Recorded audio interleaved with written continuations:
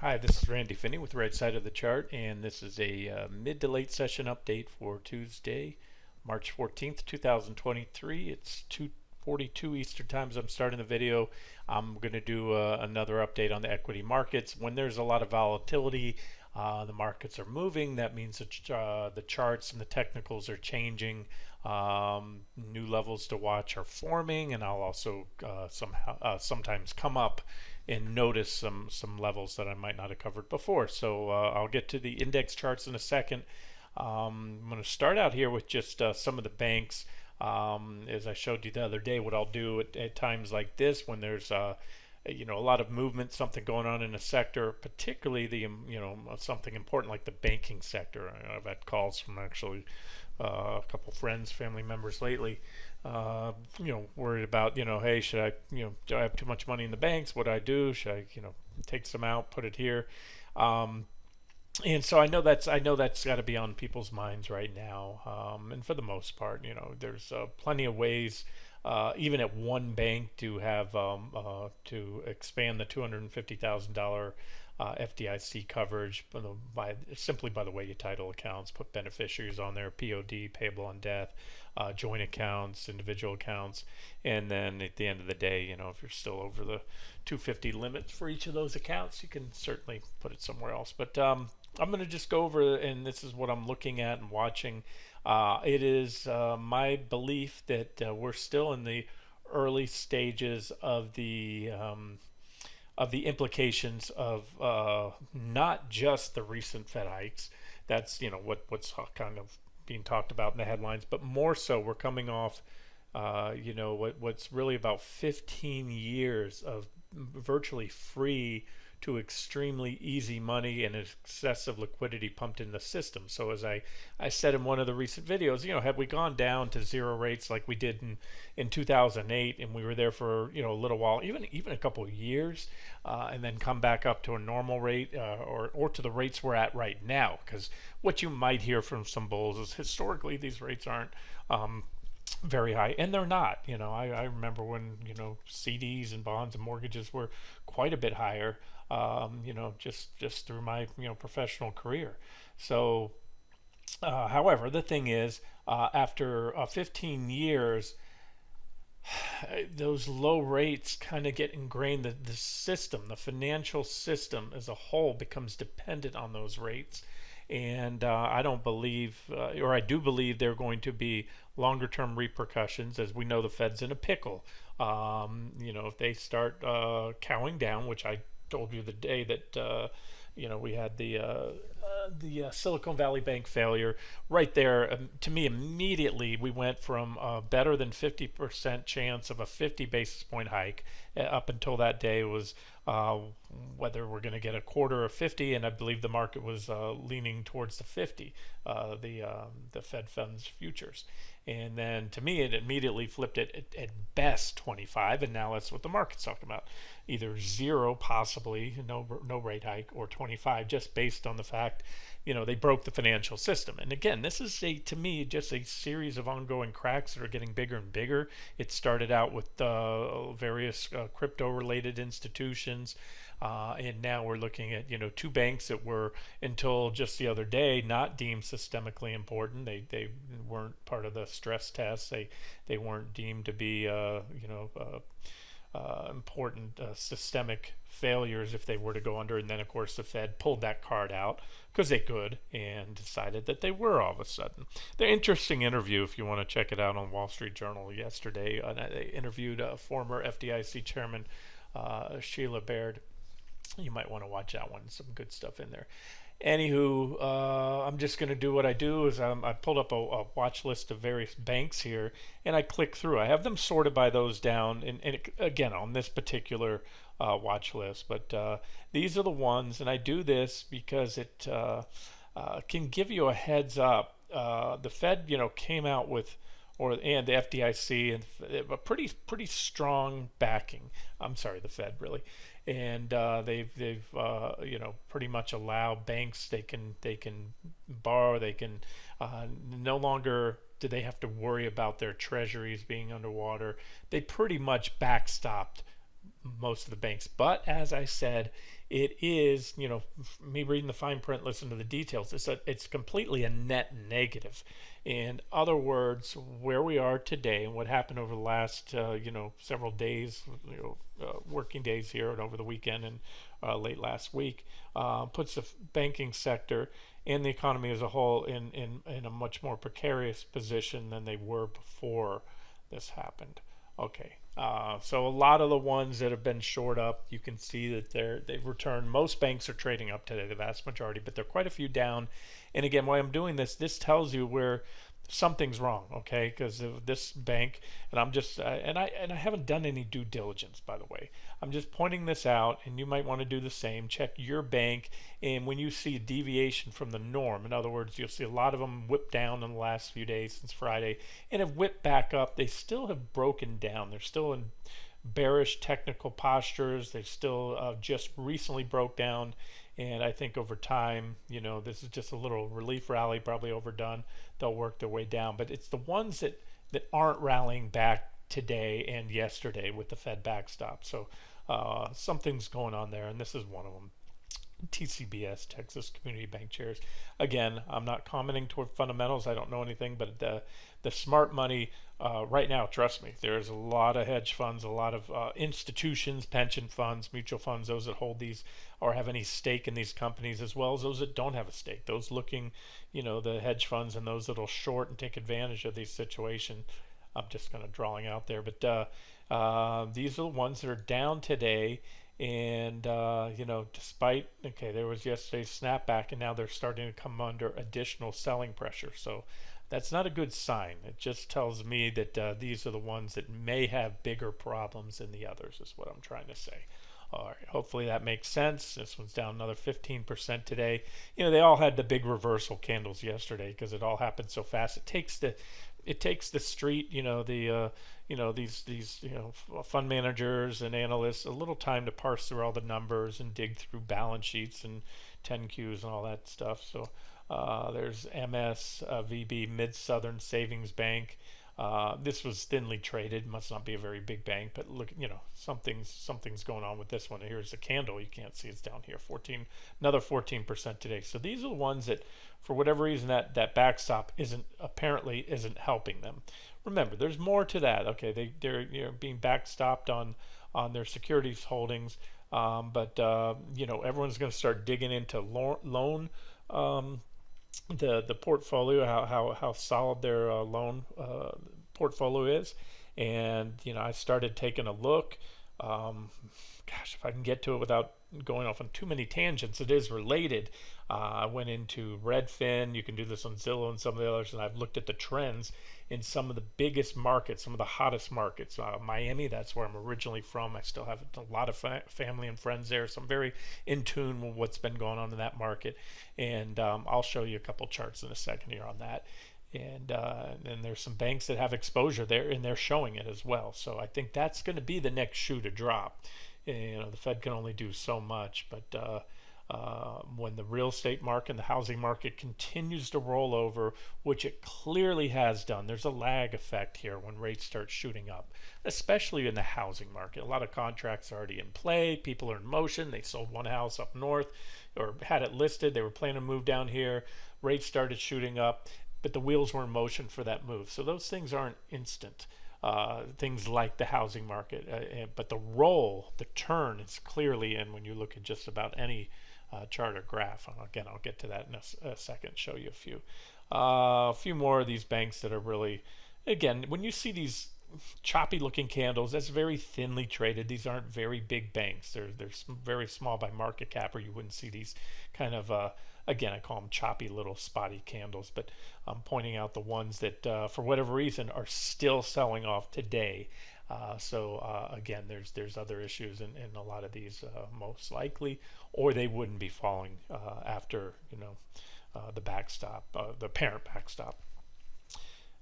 Pinnacle Financial Partners. This one's a little bigger. This one's what is that market cap? Let me move over. You can't see it. It's to the right of this chart. That is a market cap of 4.6 billion. And today, I mean, remember, it's already fallen just in the last. I didn't mean to drag that line. I was just trying to measure from where it was just a week or so ago. It's dropped 37%. So, if it's a $4.6 billion bank today, it was, a lot more than that just a few weeks ago, and especially back here at the top. So, this is a trend here, guys. This is a lot of these. If you just take a look at the bigger picture, this is where we're going. And again, my point is the banks that aren't rallying today, especially those that are selling down, continue to sell down. Something is most likely wrong with those, and those may be the ones, in my opinion, that you might want to worry about if you have money in there. So ISTR, look at that, still just water falling off. MFG. Another just nothing but selling over the last few days. All right, you get the picture. Bank United, I believe this is one of the ones with a lot of exposure. It's a Florida bank, I believe, and Florida-based bank with a lot of exposure to the Miami market and all that. And here, let me get to that chart and I'll show you what I'm talking about. Okay, this is Redfin. Here's the Miami housing market. And I'm just doing, you can zoom in. If you go into the site, you can click down on certain areas like Kendall or, Hialeah or near Miami Beach, wherever you want. They have these little, so you can get a little more granular. This is just Miami-Dade market as a whole. You can look at all home types, or we'll look at single family homes. It can be similar. And you can see the trend. This is median sale price. So what you can see is it's been a strong move up. Everything after a while, typically when you have bubbles, you not only revert to the mean, you can draw, a trend, you can draw, come out a little farther. I can only go back 5 years on this particular one. That would be the trend line right there. Let me redraw that for you. At least going back 5 years, you can see, there was a steady and normal and healthy growth. And so coming back, just to revert back to the norm would bring us back from about, we recently peaked at just over 600,000. That would bring us back down to about 400. But what tends to happen in bubbles and excessive moves is you tend to overshoot. You swing too far to the top and you tend to cut to the downside. But let's just say at minimum we're looking at a correction back down to about the 400,000. Again, I'm talking the median sale price, and that's going to be from the recent peak around 600,000. Obviously, that's going to be about a 50% drop, right? Not 50. That would be 300,000. What was that? 25% drop there. So pretty significant. Remember, it takes a while. The first thing, I've lived through bubbles, so here in Fort Myers, the Southwest Florida market, Fort Myers, Cape Coral, we were at several times quoted by the Wall Street Journal as being ground zero of the housing crisis. We kind of flip-flopped in some place called Las Vegas, depending on the time, and then this market. And I was acutely aware. I was working for Fifth Third Bank at the time, big regional bank, in their brokerage program as a director. So I was sitting in, on all the meetings with the CEOs down to the Florida regional CEO and all the bank executives, including the mortgage lines business, commercial lending. We'd all work together. So I was kind of very in tune to that. And I can tell you what happened is everybody, the market was hot, and the first thing that happens is everyone's holding the high prices. Sellers just don't want to ever go down. They think their home was worth, or the property they were investing in was 500. They'll be damned if they're going to list it for 450 and get out quick. I once read that institutional investors, when they decide it's time to exit a market, they do it quick. And if that property doesn't move in a week, they're cutting prices. They want out once they realize it's time to get out. Retail investors, so that's typically the housing market we're looking at here, a big part of it. They tend to move much slower and drop in their prices. So what you'll notice is the days on market start going up because they're holding their price. So again, the first stage is prices flatten out. Let me go back. So, and that's what you see here. You can see prices flattening out. Then when you start seeing the days on market shoot up, you can see right now significant uptick in days on market. In fact, the only time we're there is right after COVID started. There's COVID right there. We're back to that peak there, and that was when really right after, you remember COVID, at least the stock market recognizing it. It started in late 19, so they say, and then by March of 2020, that's when all the shutdowns were, or the stock market bottomed, and you can see it took a little while. I know because I was lucky enough to be buying one house and selling one at that time, and there it is. So you can see this is the first stage, and so it can tell you, you can see the peaks here. Homes were selling, rates were low, Fed started raising, and you had just that pool of, again, buyers and sellers. The wheels were in motion for people that were deciding to move down from New York, New Jersey here to Florida. We got a lot of people from up north in those higher tax states, and there it is. So you can look at the trends, you can study the trends, play around with it. Here's the number of homes sold, and again, these are the things I look at. There's COVID right here. There's the trough. That's when the economy, the world was shut down. Right now we have fewer homes, and this is considered the hottest, if not one of the hottest markets for years now. Again, the Miami market, and you can see this is plummeting. And so what happens next? You think this is going to keep staying down this low? No. You'll see, yeah, those homes aren't selling because the prices are too high. Nobody wants to pay crazy, insane prices. Again, it comes down to both an affordability issue, and even those that might be able to afford that, mortgage rates that are more than double where they were a couple years ago. It just doesn't make sense from a financial. You're buying high. You're buying into a real estate market that was overinflated, overpriced, at a time interest rates are going up, and we're not going back. I don't think anything's possible, but I think very few out there believe we're going back to that near zero rate environment. I was fortunate enough to refi back here at 2.49, a point where I didn't even really have to refi. It's free money. I could have just paid that mortgage off and decided to take the 2.9 tax deductible, which then brings the rate down, to, well, if Biden gets us where he wants to on taxes, well, be effectively a 1.25% mortgage with a near 50% total income tax here. So we'll see. Either way, it is definitely under a 2% carrying cost. If you're able to itemize and deduct a 2.5% mortgage. So those days are gone now, and I also believe that we're in the early stages of a new secular bull market in rates. I've showed you many times. I don't want to digress now but when you go to the 40-year charts and show the trends by every metric, we've ended a secular bear market in interest rates, embarked and early on in a new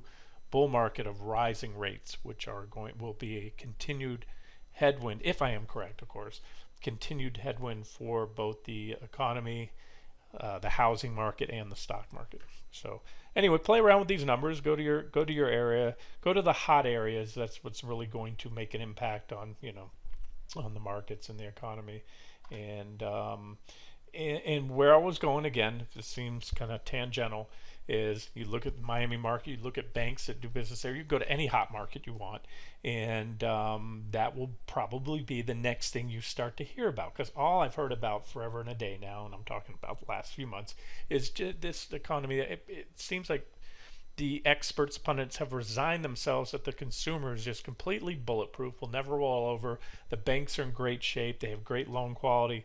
Going back to the pricing here, median sales price, let's say I'm right. So all these folks that bought in here between $500,000 to $600,000, if I am right, and we're headed, which would be sooner than you expect. When there's always that, and that's the other thing I noticed, there's that flash point, and it's related to this days on market, where collectively all of a sudden people realize, hey, things aren't selling, and then those houses, as the prices tick down in Zillow and these other real estate sites start to reflect that, then it is clear to most that the market's turned. Prices start getting cut pretty quick, and you can do this too. Go on Zillow, play around. You'll see more and more price cuts lately, and then it snowballs, and then you start to see the faster drop off, especially if it's coupled with the next leg down in the bear market, which I believe it will. Then it's a double whammy. So where I'm going is by my best guess is this we'll see that drop come pretty quick. And now when it does, there's been a lot of banks that have loaned out a lot of money on these houses. And when they drop 10, 15, 20 plus percent, I don't, who knows where the bottom is, but let's just say that. Let's just take an average number of, 15, even 20%. That's how much most people put down on the home. And then what happened in 2008, a lot of people, they see it going down. Their equity is completely wiped out at that point. And you get people that either stop paying just because they can. The government condoned and allowed a lot of those people to walk away. It was no big deal back then, and you could clear your credit, got clear in a few years. So a lot of people did those strategic defaults. But then you have a bigger part, and this is again where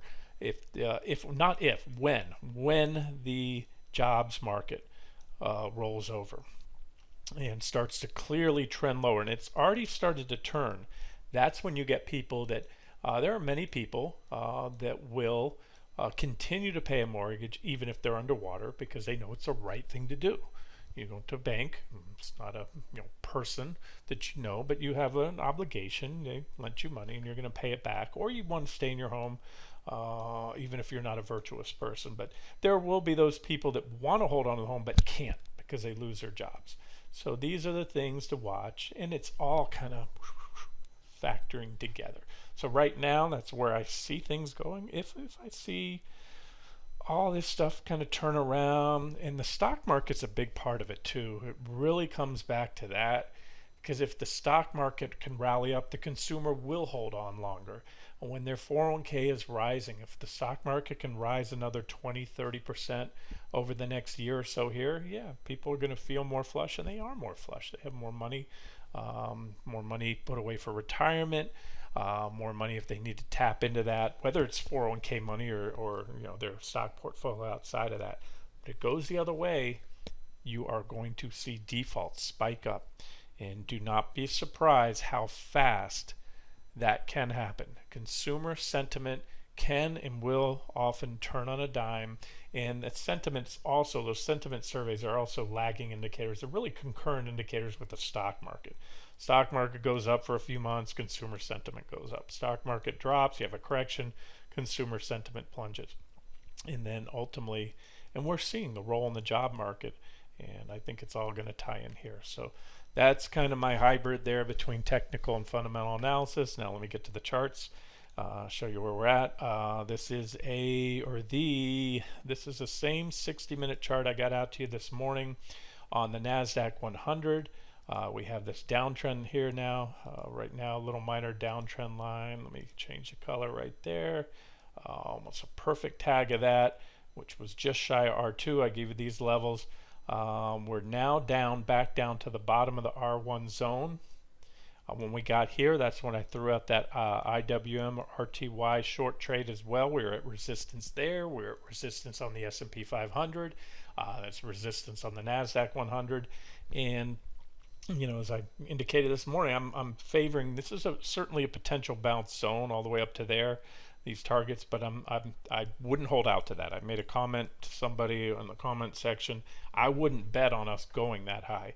I think this is a one-day wonder, and I think there's a good chance. Well, I think there's a very high probability this rally will be faded, and I think there's a good chance that we could fade it all by tomorrow. I don't know today. We'd have to dump really hard. The NASDAQ 100 is still up 1.5%. So we faded it today, but to fade it, let me show you what we have to do. Remember, R1 was a resistance zone on the way up. We popped it, came close to R2. Resistance once broken becomes support. So the way it works for me, 12,100. That's the bottom of that zone right there. If and when we break that, which I suspect we most likely will, we head down here. This is a big level to me, 11,925. Actually, I've been talking about the March contracts. Today I've rolled over, and most traders are rolling now to the June. Let me get to that. I updated that chart. So boom, this is a chart we're working off of now. That's just a 15-minute. Let me go back to my hourly. So I replicated the lines. They're going to be at different price levels, because on futures contracts, when you roll, the the March, which are still trading through this week, but traders are rolling into the next one, which is the June. The numbers are going to change a little bit, so I think you can screenshot the video and get those levels if you want. You still have a downtrend line, a potential downtrend line on there's only 2 tags on NQ, but you have really nice resistance that aligns with those other targets I gave you. So T4 max bounce target, but this is the minimum, and in my opinion can likely be the end point of this rally before we take the next leg down. And okay, so what has to happen? Well, there was that T1 zone, you came right up to T2, and really the downtrend line did the trick. We reversed, and we're starting to crack the support on the Junes is 12 to 15 right there. Remember, it's not a hard number. It's the same thing like I talk about on the daily chart of SPY and QQQ. The farther you get away from it, the more likely it is to stick. That's a little errant tail right there. Sometimes you get these. Well, I'm trying to refresh it. It's not going away. This is a shortcoming of this software on interactive brokers. If you put in the continuous, sometimes they give you these false tails. That skinny part there, you can then just, all you have to do is enter. I'd have to replicate all the lines. Pick the June contract, but not the continuous. Continuous has that little infinity sign there. So this is where we're at. The bottom of today's candle is right here, not there. That's the false tail, I call it. All right, and so that's it. So we're starting to crack. Could easily see us dump right here and hit. That's big support. That's 12,039. Not super big, but it's the level that I think will do the trick. You have a reaction there, a couple there, and other than these little blips down through here, quite a few reactions there. So that would be, somebody asked today, hey, where's an objective level to short? Well, I got the charts out this morning. I told you anywhere from here up to here and not above. That was pretty clear. And so, and then I said there's 2 ways, 2 objective times to short a security, a stock or an index, whatever you're trading. And that is, number 1 is a rally into resistance if you believe that that resistance level may cap that rally. In other words, I don't just randomly short every resistance level. If you believe there's a good chance of reversal, that's an objective short. The other objective short level is a break of support. So at this point, you have 2 support levels, one that was just taken out right now, and that will, I think, could give us a be the catalyst for a move down into the close and or shortly after the close. The futures are going to trade. Market closes at 4 p.m. The futures trade up to 5. They shut down for an hour, pick back up at 6 p.m. Eastern, and then go around the clock till tomorrow to the next shutdown at 5 p.m. So we could, hit that either by 4 today or sometime in the after-hour session, and that would be support. We've already hit it a bunch of times, so I don't expect a big reaction at all, probably a little one. And then if we take that out, boom, that would be, and what this would do right here, if that happens, which is my preferred scenario, that's a knife through the heart on the bulls that got all giddy today in the rally. No offense if anybody, bought the rally or got excited, but that's, again, the reason that I thought this could fail, and look, it's not over yet. We could still rally back up. But the reason I think we are going lower has a lot to do with both the VIX.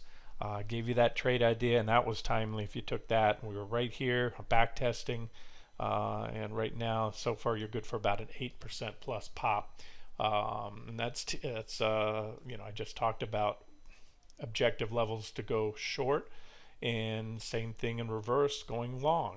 When you want to go long, you either go long on a pullback to support, like in this case you have a breakout of a downtrend line and now a back test, and then I'll give you the little arrow breaks, and if we can rally back up, if we get anywhere near the top of the recent highs in the VIX, I think we'll just keep going. I gave you arrow breaks, but I think we're just going to blast on up, a lot more upside in the VIX.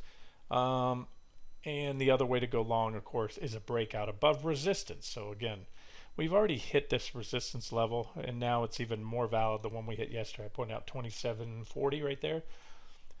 So if we get up there, I mean, I'd much rather be a buyer here. I already had VIX calls, so I just added up. I got pretty heavy on them on that back test, and look, I figure, yeah, if I can scale out of those, I'll keep the index shorts up to the point I said, but I don't want to see the VIX go much below the downtrend line there, and so I'll scale back out of those up to, somewhere around this point is where I'll get out. If we reverse and that's just a false breakdown, I can always get back in if the market's going to push a little higher on NQ and QQQ and hit those upper bounce targets I gave you. So I already covered the banks. There's QQQ 60-minute chart. I covered that this morning. We hit R2, that's second resistance level. This is where we're at this morning. That was objective short 1, objective short 2, objective short 3, and that's the downtrend line. The downtrend line on QQQ is even better defined. So if we happen to hold support here and have another thrust up, that would be also very objective short entry there, up to but not above 303. At that point, I'm more concerned about starting to scale out of any shorts because something else is going on. Last thing, look, if I'm right and VIX is going to explode and the market's going to go down, I threw out an objective, what I thought was an objective short on the cryptos yesterday. Didn't pan out, but I'm shorting them again here today. You have this is where we were right here. We were at this downtrend line. We blasted above it, and then I said, look, max stop above there. And I was out, but I'm back in today on this divergent high right here, coupled with us running into resistance on the markets, because as I said, the markets crypto tends to go up and down with the stock market lately. For a couple days there, it was catching a bid, a flight to safety bid, which was unusual for a while because it's been tracking almost perfectly the stock market, not in percentage terms, but just going up when the market rallies and going down. But this is a beautiful, look at this. This is the Bitcoin futures divergent high right there, big negative divergence.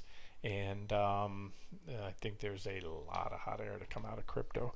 And then, and again, shorted here. It's still not too far above there with a stop over the recent high. That if it goes up much above that, it's going to take out these divergences down here. You see the negative divergences I'm trying to grab here. These lines here, divergence, higher highs in price. That's Bitcoin futures. There's the Bitcoin crypto with negative divergence on the daily time frame right here. There's a daily chart of BTC, Bitcoin, the crypto. So that negative divergence on the daily could lead to the next leg down. And then Ethereum, where's my Ether? Ethereum futures right here, ETH/USD/RR. This is, nope, that's the actual Ethereum crypto. I prefer to trade the futures, that's just me. Steep uptrend line, but divergent high, negative divergence, just like Bitcoin, no different. And a lot, if that divergence plays out, it's big divergence. This is a 6-month 3-hour candlestick chart, and somewhere in here for you futures traders, I do have ETH/USD/RR. There it is. These are the Ethereum futures right there. Boom, boom, boom. Divergent high 1, correction 1. Divergent high 2 right here, correction 2. Divergent high 3, bigger divergence typically leads to an even bigger correction. So short here with a stop, you stop depending on where you're targeting. Here's a potential trend line. That would be a minimum target. There's also some support levels in here if you don't want a very deep pullback, if that's all you're looking for, a quick trade. But again, whether this is going to play out for a much bigger move down will most likely depend on the stock market. The stock market is right at a major technical level, and if it can rally up here and it can blast through all those nearby resistance levels, the ones I gave you on QQQ and IWM, it's a relatively small range. From R1 to R3 was only 1.6%, and then up to that 303.27-ish line in the sand, that's 2.5%. And then the other one I gave you today, that was very timely, I think, is this IWM. Nailed that one right there. That was dual resistance. It was first and foremost this uptrend line off the lows. beautiful, nice clean uptrend line, breakdown, back test. This is like the VIX in reverse, right? Back test, and then boom, if it does that, massive level right here, 170.85, big support, bottom of that trading range, that recent reaction low. If and when that goes, it should be lights out for the small caps. But you know, like I always say, support is support until unless broken. All I can tell you factually with 100% conviction is that was an objective shorting op, because you had both price resistance there as well as back testing that trend line, and you can see the top of that shorting scale in range. If you want to add to shorts or scale in, the top of that is, as I said in that post, a confluence of, this is the primary bull market, a bear market downtrend line here. It comes way to the left of the chart off the highs. This is a shorter term downtrend line. They both come in together, and really nice price resistance as well. So that's again where things are kind of like, for the bears or for me, rut row. If we start popping above there, something else is going on. If we get there, that would be, if I have any dry powder left, that would be the last place I would short. And then again, I'd be more concerned about scaling out if we go above there. But I suspect we don't get that far. And I think this might be it for today. A little one-day wonder on the pop. I do think, and again, this is just experience trading different bear markets, different corrections. I think this time around, I think there's more to be uncovered in the financial system as far as these cracks go, repercussions. Silicon Valley and the other big bank that they failed. They made clear that the bond and stockholders are going to be wiped out. What does that do? And I looked it up yesterday. Vanguard, I believe, was the largest holder, but that's of course spread among their funds. Vanguard Group is actually owned by the stakeholders or the shareholders of the mutual funds. It's not a publicly traded company, and so it's probably just reflecting how much they had among all their funds. And Vanguard's obviously one of the largest mutual fund companies.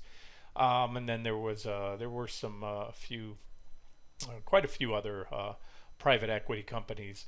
And you know me, that's one of my favorites right now, PSP, and it bounced today.